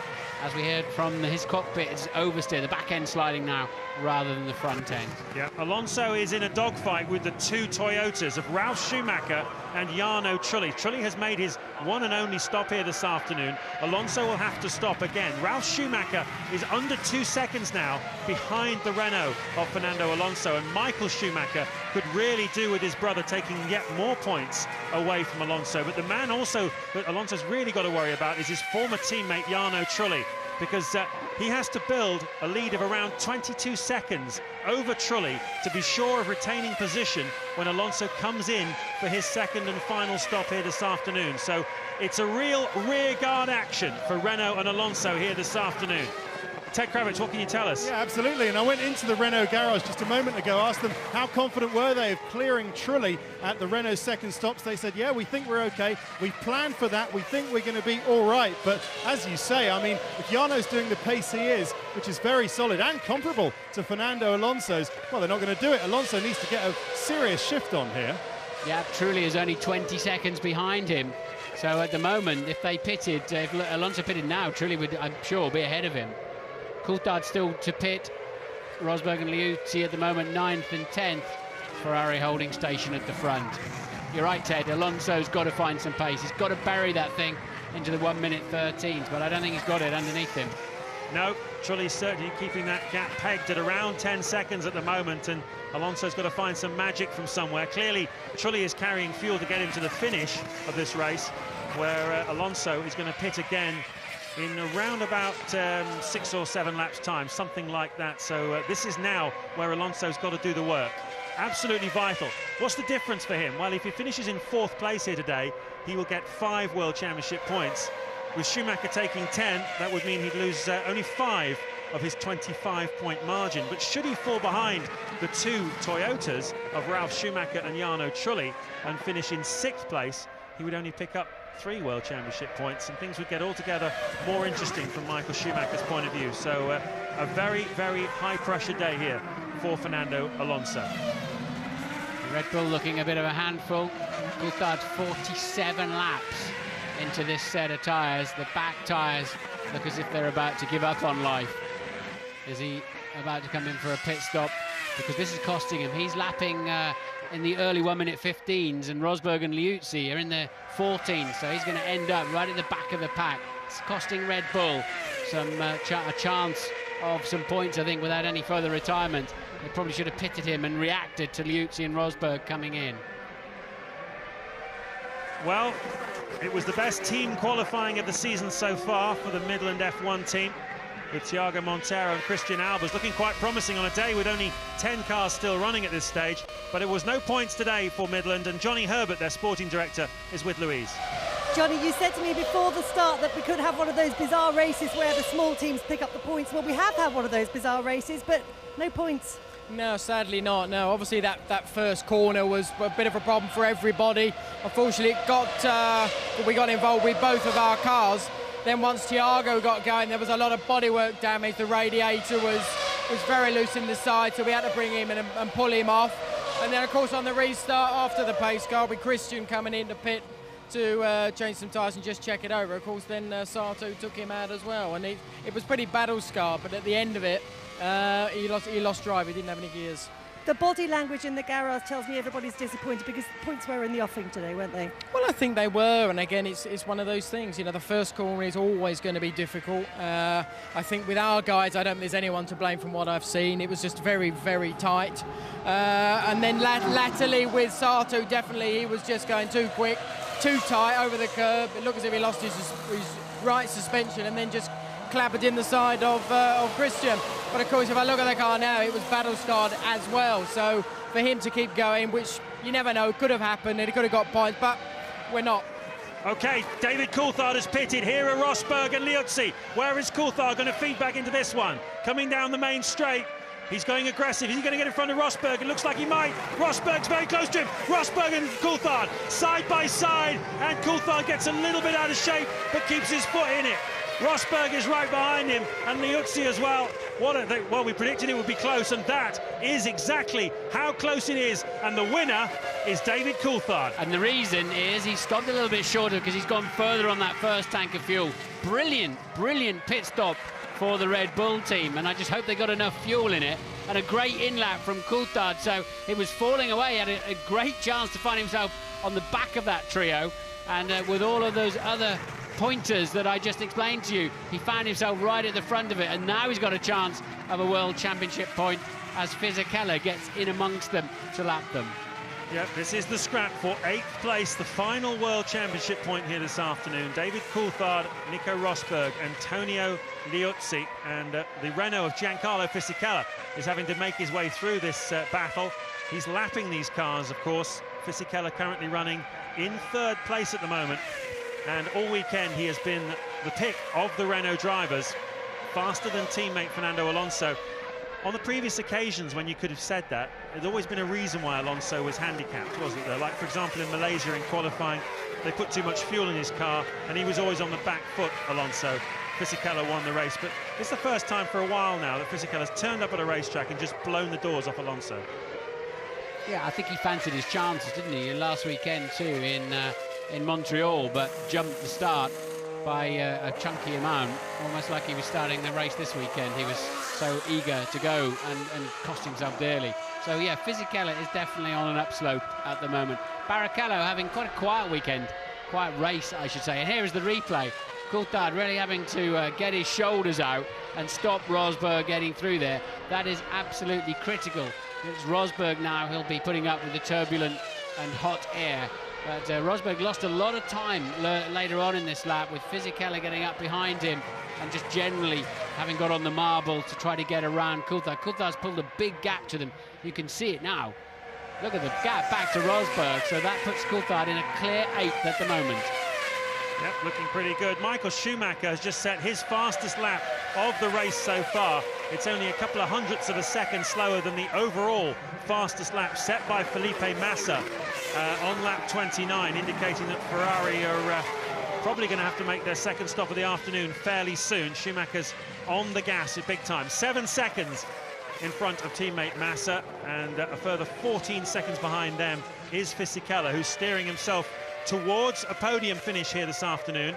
Alonso is 10 seconds behind him and is worrying about the two Toyotas who are right behind him now. Ralf Schumacher's close to within a second of the Renault, and Jarno Trulli is still just 11 seconds behind Alonso. Alonso's running out of laps here to resist these Toyotas. It looks like both of them could well leapfrog him if he's not careful. Yeah, he's staring 6th place in the face at the moment. We'll see how it works out. Michael Schumacher does a new fastest lap of the race on a 1:12.8. His lead now up to 7 seconds.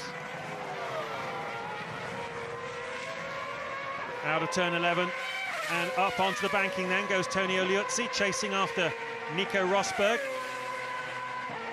The crowd might look a little sparse to you at home, spread out as they are across these vast grandstands here at Indianapolis, but take it from me, there are a lot of people here this weekend as Oliuzzi tucks into the slipstream behind Rosberg. Being towed like that down the straight in the slipstream is worth 8 miles an hour additional to your maximum speed down the straight. They're already doing about 205 miles an hour, but if you get a tow like that, it can pull you down an extra 8 miles an hour faster down the straight. It's really that great an effect, sucking you down the track. As long as you've got enough margin of rev limiter from your 7th gear, you obviously want to rev them out quite near to peak power. But often if you get such a big tow, it just puts the thing into the rev limiter and it gets wasted. You have to compensate for that with your choice of 7th gear ratio. So, as we suspected, Michael Schumacher may well be coming in for a pit stop. Which of the Ferraris was the first one to come in first time around? It was Michael, yeah, a lap before Felipe Massa. This time it's Massa, though, who pits first. 21 laps to go here. We're riding on board. There's Ross Brawn, the technical director and chief strategist of the Ferrari team, who will have masterminded this weekend's race. How much fuel to carry in qualifying, exactly when to make the stops. He and Michael Schumacher have such a tremendous record between them. Ross is responsible for all but 3 of Schumacher's 86 Grand Prix victories. And he rejoins in front of the Renault. I'll see which one that is, of Fernando Alonso. So he slides back into 3rd place. Fisichella moves up to 2nd, but has got to make another stop here this afternoon, as has Alonso, as has Michael Schumacher. Alonso's really fighting that Renault. Will soon be ready for some tyres, but he hasn't gone that far on this set.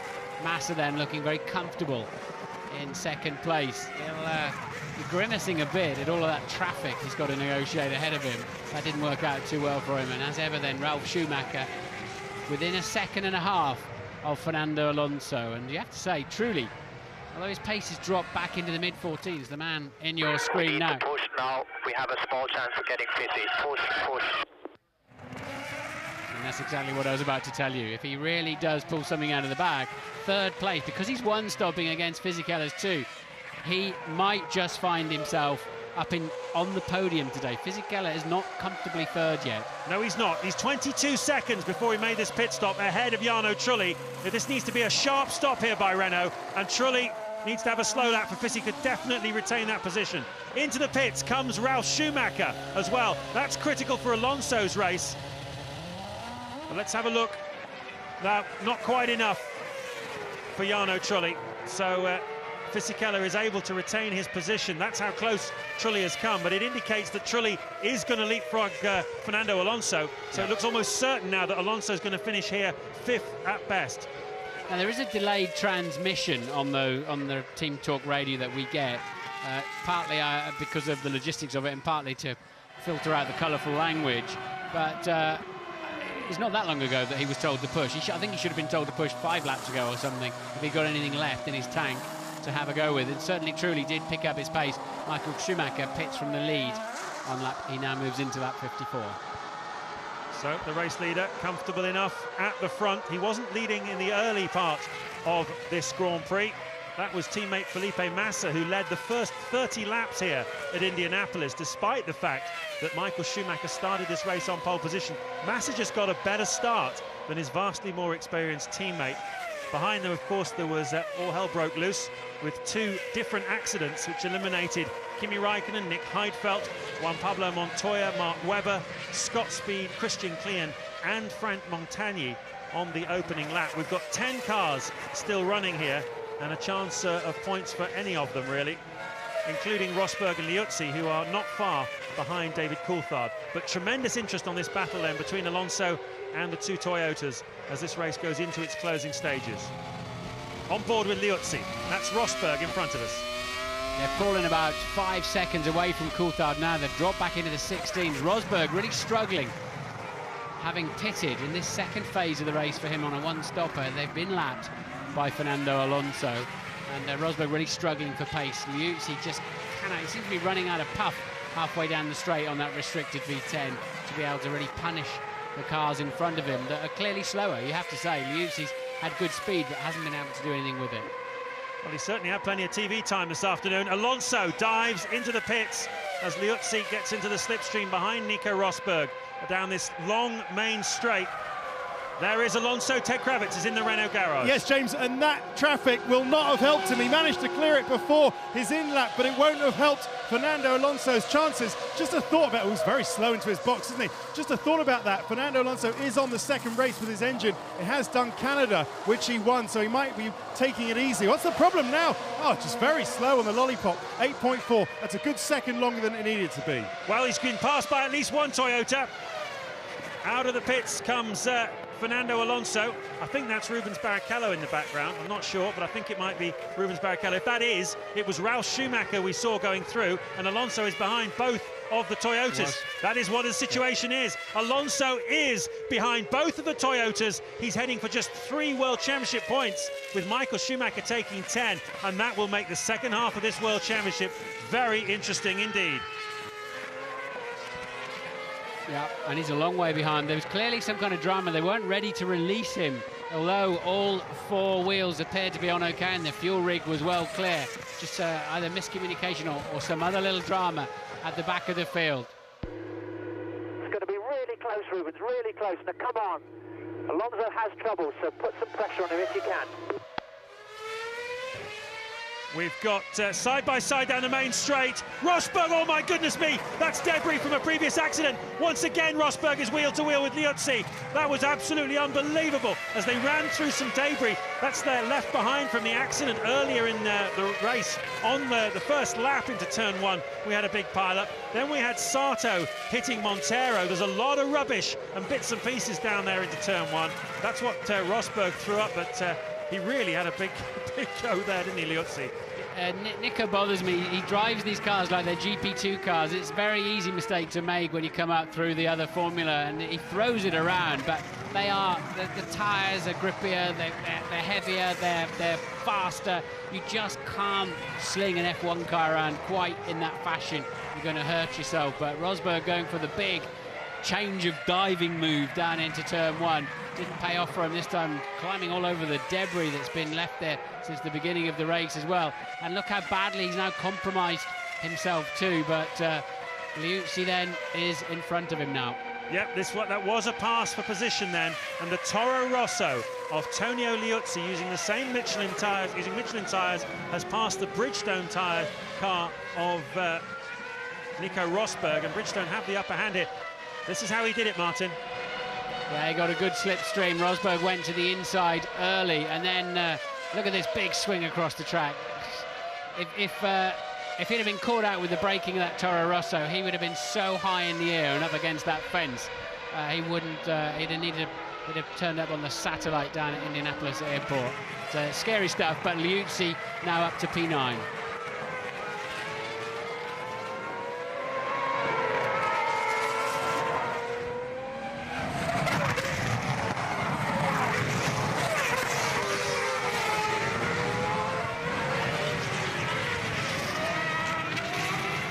No points in the last 4 Grand Prix for the Williams team. It's been a bit of a lean season, 2006 for them, and that's pretty hard to take, isn't it, being passed like that by the Toro Rosso of Liuzzi, who's having a strong race here this afternoon. He just hasn't quite got enough under him to challenge teammate David Coulthard. He was racing him earlier on, but he's lost touch with Coulthard now. 7.5 seconds behind, as he is. What about Alonso? He's got 2.9 seconds margin over Barrichello. He cannot afford to lose any more points here this afternoon. They're battling, or will be battling, for 6th place, and currently Alonso is about 3 or 4 tenths of a second faster than Barrichello.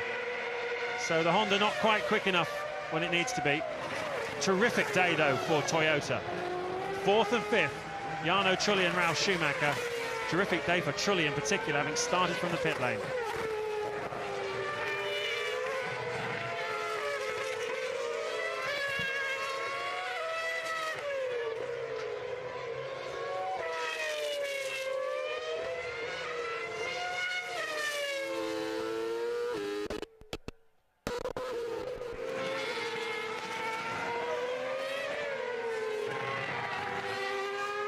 Fastest lap of the race so far, set just 3 laps ago by Michael Schumacher, 1:12.7.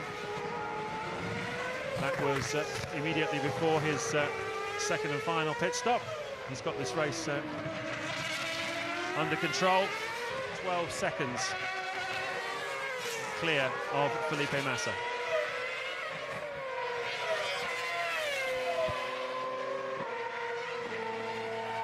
Still just the 10 cars still running then. 3 of them have been lapped, Coulthard, Liuzzi and Rosberg.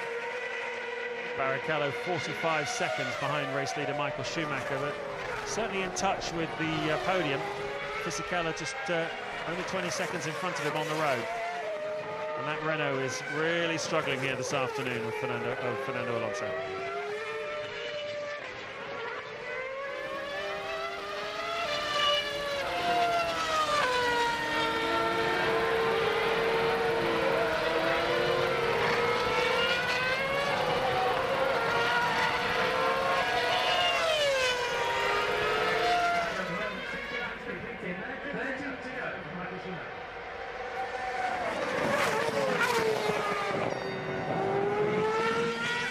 Back to Indianapolis, where Michael Schumacher is leading this Grand Prix, an example of Italy and Germany working together in perfect harmony.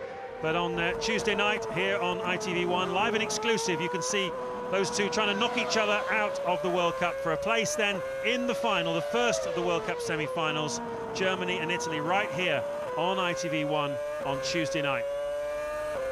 Well, it's been a heck of an eventful race. We've only got 10 cars still running with 13 laps to go here. You're riding on board with Felipe Massa, who is in 2nd place. He led the first 30 laps of this Grand Prix ahead of his teammate, got a better start than Michael Schumacher, but he had a very slow in-lap to his first pit stop, which handed the lead to Michael Schumacher. Whether he did it on purpose or he just was slow, we'll never know, but certainly Ferrari couldn't afford anything other than Schumacher to take maximum points here this afternoon, because World Championship leader Fernando Alonso is extremely vulnerable. He's already fallen behind his teammate and both of the Toyota cars, Jarno Trulli and Ralf Schumacher. Alonso then currently in 6th place here this afternoon, and Rubens Barrichello was closing up on him, but now Alonso is resisting, so he can't afford to lose any more points here. But certainly it's going to whittle down his championship lead over Michael Schumacher and set us up for a pretty exciting second half of this year's World Championship. It's been eventful for other reasons as well. We had 2 accidents at the start involving both of the McLarens. Montoya appeared to drive into the back of his teammate Kimi Raikkonen. Also involved in that was Jenson Button, who had to retire. We lost Mark Webber, Scott Speed, Christian Klien and Frank Montagny in that same accident. So we were under safety car here for about 5 laps, and at the restart, Sato took out Montero, which frustrated Montero no end. Jacques Villeneuve has also retired with what looked like an engine failure, and Christian Albers had a gearbox problem. So just 10 cars still running, and you can see David Coulthard on for yet another World Championship point for Red Bull Racing. Behind him on the racetrack are Antonio Liuzzi and Nico Rosberg, the only other cars still circulating. Ferrari have been sandbagging to an extent and protecting their engine.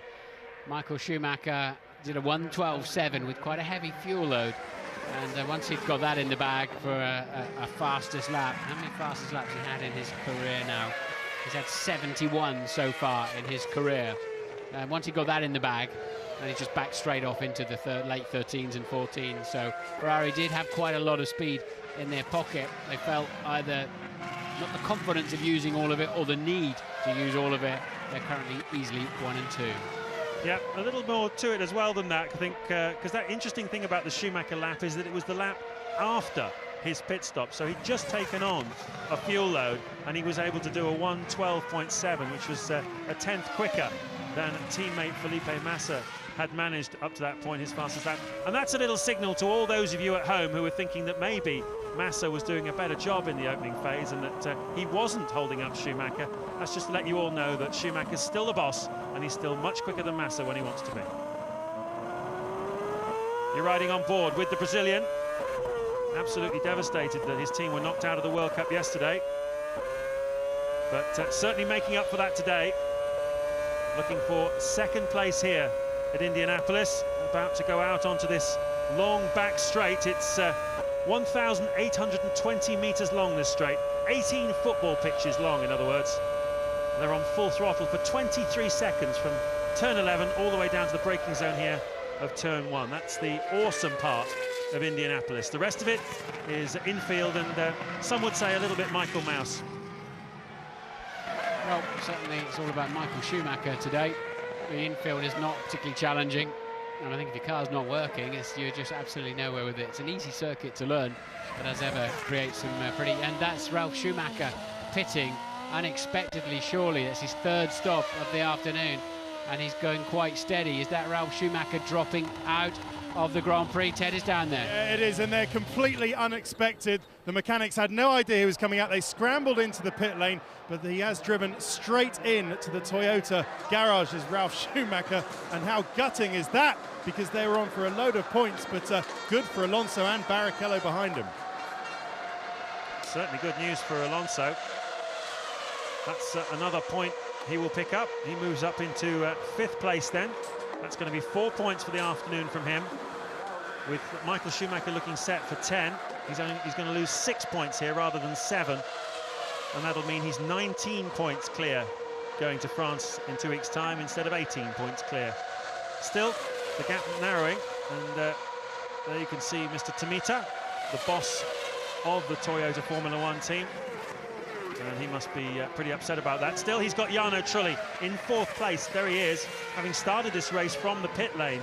He had a suspension problem yesterday in the first part of qualifying, which made for some spectacular pictures. The bottom of the car was trailing along the ground at 200 miles an hour, kicking out all kinds of sparks and dust. It turned out that one of the dampers was broken in the rear suspension, and so to fix that they had to take the car out of the Parc Fermé conditions that all the cars have to go in after qualifying, and to fix it and repair it, put a new damper in, and that meant that poor old Jarno Trulli would have to start this race from the pit lane. But what a great fist he's made of this afternoon's Grand Prix. Running 4th, just under 5 seconds behind the Renault of Giancarlo Fisichella, and he came within a whisker of taking a podium place here from Fisichella. Ralf Schumacher dropping out is also good news for Tonio Liuzzi and Toro Rosso. He's now in 8th place and 1 World Championship point. That'll be their first point if he gets to the end. Still 8 laps to go. If he gets to the end, obviously that used to be the Minardi team and they scored points, but Toro Rosso yet to get off the mark. So Liuzzi looking strong. Coulthard then up into 2 points position at the moment for P7. Barrichello's had a lonely race. He's only 5 seconds behind Alonso, but he's kind of in no man's land a little bit, but some 50 seconds ahead of the Red Bull of David Coulthard. Well, Barrichello took a while to get going this season, and the early part was pretty lean for him. He got his first points in Australia, was 7th. He was 5th at the Nürburgring, 7th again in Barcelona, and 4th in Monaco. So fairly consistent from him, and looks like another 6th place here this afternoon, but certainly not what Honda had in mind. But I tell you, a team that will be really scratching their heads, Martin, is Williams. They've come here, they're on the same tyres as Toyota and Ferrari, the Bridgestone, which is definitely the tyre to be on this weekend. And Nico Rosberg, albeit that he had to start this race from the back of the grid, but still, Trulli started it from the pit lane, and he is, well, he's more than a minute up the road from Nico Rosberg. Williams, no points from the last 4 Grand Prix, and they need a fix there, don't they? Really badly. Yeah, they were so unlucky. Where they were really flying was with Weber in Monaco, and they had a problem with that exhaust and the heat protection thing in the engine department bay when they really were in for a haul of points. And I spoke to Sir Frank Williams this morning, and he was grimacing a bit. It is definitely difficult days at the moment for Williams. Well, it wasn't exactly all beer and skittles last season either, as they made their divorce with BMW. There is Nico Rosberg. It looks like he's going to be the only car to make it to the finish who's not going to score a point here this afternoon. How gutted will he be about that? I think part of the reason is that they've been working very, very hard in the wind tunnel to get more downforce for the other circuits, and these low downforce tracks like here, they're obviously struggling with the package. Well, Ralf Schumacher we saw retiring from what was looking a very promising position. He's with Louise Goodman. Ralph, such cruel luck. Toyota were looking so strong. What's happened? Due to a very long pedal, I came in and we found out there's a wheel bearing failure in the front left, so it was time to come in. Difficult to take when that happens. Yeah, it was a tough race for us. It was hot, car was not so easy to drive, but still, we're a comfortable fifth position. Fourth and fifth would have been great for the team. Thanks, Ralph. Long pedal is the brake pedal, of course. When the wheel bearing goes, the hub moves around and it pushes the brake pads away from the brake disc. So when you go into the corner, you can kind of pump them up down the straight, but you've got to do that before every corner. It becomes quite difficult in the end, but the brake pedal feels like the throttle pedal once that problem occurs. So Michael Schumacher leading on lap 68, just 6 laps to go here at Indianapolis. Felipe Massa has settled into second place here, and he'll be absolutely delighted with that. It's exactly what Michael Schumacher wants as well, taking as many points as he possibly can off Fernando Alonso in the championship battle, and that will be Felipe Massa's best ever Formula One finish if he can come through in second place. Fisichella, teammate of Alonso, is in third place. Then it's Jarno Trulli in the Toyota. Fifth then, Alonso, the World Championship leader on a very difficult day of damage limitation. Rubens Barrichello is sixth, David Coulthard seventh, and that's the aftermath of that first lap accident. You can see Nick Heidfeldt's car that did a triple barrel roll. One of the McLarens, either Raikkonen or Montoya, who were eliminated, and also the Toro Rosso of Scott Speed. A very action-packed race, and well, all the race fans came back here this year after such a disappointing event here in 2005 when the Michelin teams weren't able to take part for safety reasons. We had a 6-car race and everybody was throwing things onto the track in dissatisfaction. Quite the reverse here this year. Formula One has come back triumphant to Formula One. It's put on a great show for the race fans. They've turned out in bigger numbers even than last year, and let's hope we're back here at Indianapolis in the future, as Bernie Ecclestone and the circuit's owner Tony George look to renew that contract. It would be fantastic to come back here. For sure, what happened last year is in the past, and this has been a wonderful homecoming for Formula One to Indianapolis. Ted has further news on Nico Rosberg, who you're looking at now. Yeah, down in the Williams garage, they're all looking suitably glum down here. Tony Ross, Nico's engineer, calling him, trying to get some time on Nico, on Antonio Liuzzi, but it doesn't seem he can. He puts in one good lap, gets the gap down to 2.5 seconds, Martin, and then does another sort of duff lap, and the gap is back up to 3 seconds. So he just doesn't have the consistency at the moment, Nico Rosberg. But Sam Michael Williams saying that they've got a new aero package coming for France the next race, which should help. They'll be studying David Coulthard's sector times at the moment, though, to see if they might squeeze a point. Coulthard has done a couple of slow laps in the 1:16. He's got it down to low 1:15. Liuzzi's coming at him. If Coulthard has got any kind of problem, then it might just give Williams a point. But Coulthard, I think, nursing something out there, judging by his pace. But the problem, particularly then, as you're looking at Antonio Liuzzi in the Toro Rosso, for Alonso, with Trulli in front of him, there's like a double whammy, really, because Renault can't manage Alonso ahead of Fisichella because they've got Trulli in between them, so they can't give him those extra points to help limit the damage this afternoon. If Trulli was behind Alonso, I'm sure Renault would be pulling a swap somehow. Well, this is the second leg of a North American doubleheader. We were in Montreal, Canada last weekend, where Fernando Alonso won the race, and well, each team sent 120 crates out to these races with 10,000 individual parts of cars in it, 32 tons in total of cars and bits of freight. 3 race cars go on pallets in a 747 freight plane, and it's quite an operation getting Formula One around the world. They will all be flying back tomorrow to be stripped down ready to go to the French Grand Prix at Magny-Cours in 2 weeks' time. You're riding on board with second-place man Felipe Massa in the Ferrari. A little bit of nerves down there in the Ferrari garage. They're looking for their first 1-2 of the season, and what an important place to do it. Apparently, is it 4 in 10 or is it 6 in 10 Ferraris are sold in America? I think it's 4 in 10 of all Ferraris made are sold in the USA. It's their most important market. Yeah, probably bright red with white leather or something into California, but whatever, they do like to buy them over here. Michael Schumacher 14.5 seconds ahead of a slightly disinterested Felipe Massa, I'd imagine. That's not his full and true pace today. No, he's very much the rear gunner, as we said earlier on. That's Coulthard.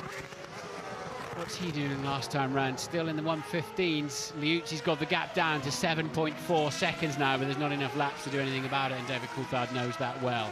That'll be 509 points scored for David Coulthard if he gets this Red Bull across the line. Not today, of course, in his career. On board with Fisichella. You can hear he's not using all the revs now. This is a new engine for Fisichella this weekend. It was one of the advantages he had over his teammate Alonso, but by no means explains the advantage he's had in pace all weekend. He really has put his teammate in the shade comprehensively this weekend. Alonso hasn't been able to get his car balanced under him. He's been complaining of understeer in qualifying, severe oversteer, which is where the back of the car wants to swing out through the corners during the course of the race, and a very miserable Fernando Alonso will be skulking in 5th place here behind this man Jarno Trulli in the Toyota, on for his second points finish in a row after getting some points in Montreal. He's thrown a few away this year with poor reliability, but now it looks like Toyota are hitting some form. They just signed Trulli on a new 3-year deal, although I believe it's 1 year at a time with options at the end of each year on behalf of the team, which is not that surprising, given that what age has he got now, Jarno Trulli, 31 years old. It would be very surprising to sign him up for the full 3-year package. But as ever, the oldest man in the field, Michael Schumacher, is leading the Grand Prix. Not as ever, but certainly, and he's just been brilliant here, hasn't he? He's never failed to pull out something spectacular at this racetrack. Just seems to suit him somehow. They absolutely love him here as well, and he'll be delighted to see another piece of history out the window, that Fernando Alonso's 15 consecutive finishes on the podium streak has come to an end here. Alonso is going to finish down in 5th place.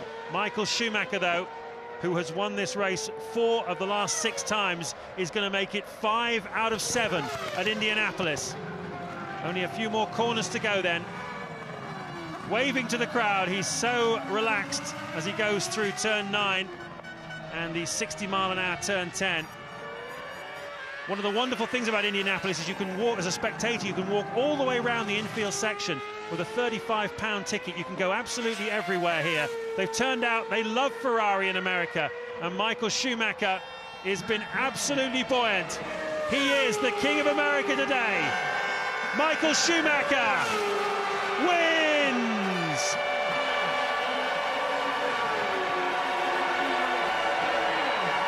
A very different reception from 12 months ago. A very different race. A triumphant performance from Ferrari and from Formula One in general back in America after last year. Fisichella gets something for Renault out of the afternoon with 3rd place. There's Jarno Trulli. A wonderful, wonderful drive from him from the pit, starting from the pit lane. And there is the World Championship leader. Fernando Alonso comes through in 5th place. What a terrific race and a terrific result for Ferrari. Stefano Domenicali there, the team manager, well satisfied with that. They needed that. The Formula One Championship needs that, doesn't it? Michael Schumacher won by just the 8 seconds in the end as he coasted around on that last lap.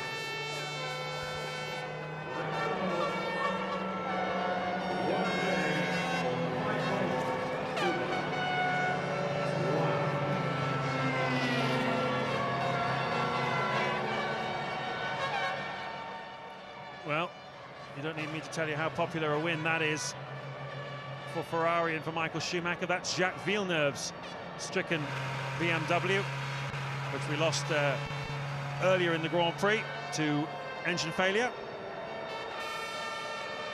And what a record this guy has around this place. 22 starters, just the 9 finishers then. It's even more pain, isn't it, for Nico Rosberg? 9 cars finished, 8 of whom scored some points. He's the only one who doesn't. Yeah, and he's just 3.5 seconds off Tonio Liuzzi. He's driven his heart out for 73 laps, and he's come away empty-handed, and he's just 3.5 seconds away from a point. First points ever then in Formula One that they're going to get to keep, hopefully, for Toro Rosso. Scott Speed got a point in Australia, but it was taken away from him for passing under yellow flags. So historic day here in America, an important market for Red Bull. With David Coulthard finishing in 7th as well. There's all the non-finishers on a terrific day of attrition here. Villeneuve engine Montero taken out by Sato. Button engine problem after that incident, I'd imagine. Raikkonen caught up in the second corner shunt. Heidfeld flipping through the air. Montoya, who for whatever reason started that incident, also out in the second McLaren. Webber caught up with it on the way into turn 1 in the Williams. Scott Speed taken out of the race too very early on, just got unfortunately for him couldn't avoid the incident in turn 2. Clean big accident down into turn 1, and Montagny similarly caught up before he ever got up to the exit of turn 1. There's Ross Brawn, the mastermind behind this victory, waiting for his drivers in Parc Fermé. Look how much it means to him and all the thousands of Ferrari fans around this track.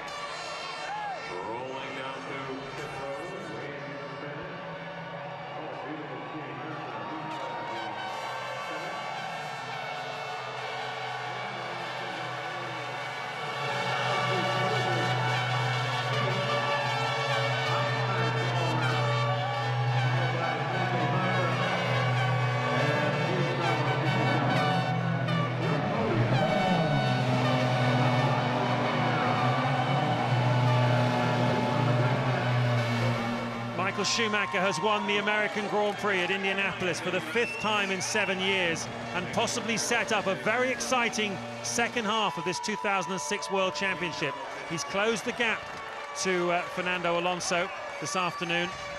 It was Giancarlo Fisichella who was the faster of the 2 Renaults here at Indianapolis, but Michael Schumacher, you can see how much it means to him. A wonderful victory. This stadium absolutely packed with Ferrari fans from all over the United States. Felipe Massa, his teammate, gets his best result in Formula One in 2nd place. And, well, that 3rd place for Fisichella, he really has put Alonso in the shade all weekend here. Yeah, it's well deserved from Fisichella. Renault never able to match the pace of the Ferraris. Bridgestone with a clear advantage here over the Michelin runners. We don't know just how good McLaren would have been, both their cars out before they exited turn 2, unfortunately. Felipe Massa played a very good supporting role, rear gunner there for Michael Schumacher, which at the end of the day is his job. Yep, he didn't make any mistakes. He's made a few earlier in the season, but he didn't make any mistakes here this afternoon, and a very important job done there. So we've had some strong drives. We've had only 9 finishers. Tonio Liuzzi picks up the first points for Toro Rosso in Formula One, formerly the Minardi team. Big thanks there for the big man from Bridgestone, from Michael Schumacher, for their work here this afternoon. David Coulthard picks up a couple of points as well. Jarno Trulli finished in 4th place, having started from the pit lane. Who's your driver of the day? Well, I'm very quick to criticise him when he appears to let everybody pass him easily and disappears for a few races at a time. But today I think he's done a great job, and that's Jarno Trulli in the Toyota from the pit lane. And OK, the safety car played into his hands and he did avoid all of the incidents in the first corner, but his pace was strong all the way through the Grand Prix, and I thought he did the best job of anybody out there. Well, he did a one-stop strategy this afternoon, starting from the pit lane. He went very, very long into the Grand Prix. That was a big part of it, but he was in front of Ralf Schumacher, his teammate, who started 8th on the grid when Ralf retired from this race, so he would really made progress, Jarno Trulli, and a very deserved driver of the day accolade for him. I don't know how close Fizzy would have got to the Ferraris had he not been tucked up behind Alonso.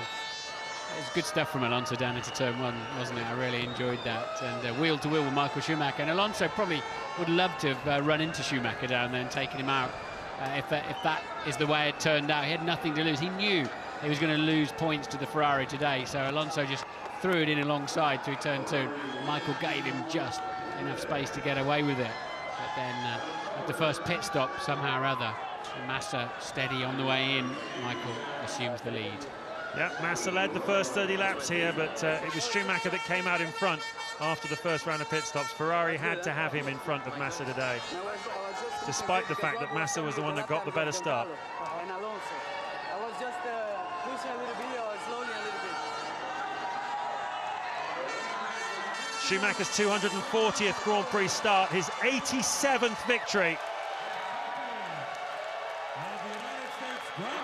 His third of this season, and what a vital one at a vital time.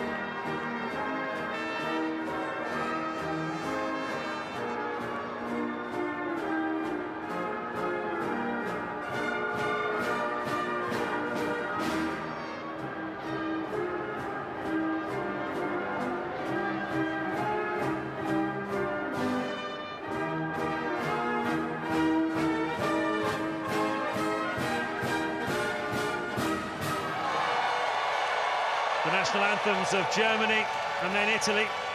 Tony George, the boss of Indianapolis Motor Speedway, hands the trophy to Schumi.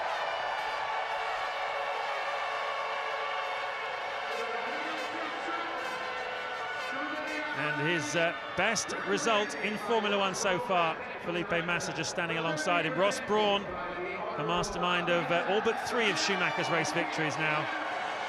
84 wins they've had together. Ross Brawn and Michael Schumacher.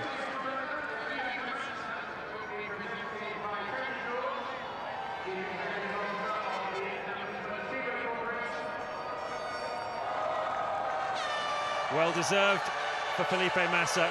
Wonder what he can go on to from here. He drove very well today, very mature drive, led the opening stages. And the damage limitation exercise, as far as Renault are concerned, with Fisichella picking up a podium place. Well, they seem happy enough. It's been a long haul here. 2 legs in North America, Montreal, and now Indianapolis. And the great news is that it's been a very triumphant return to the Brickyard for Formula One.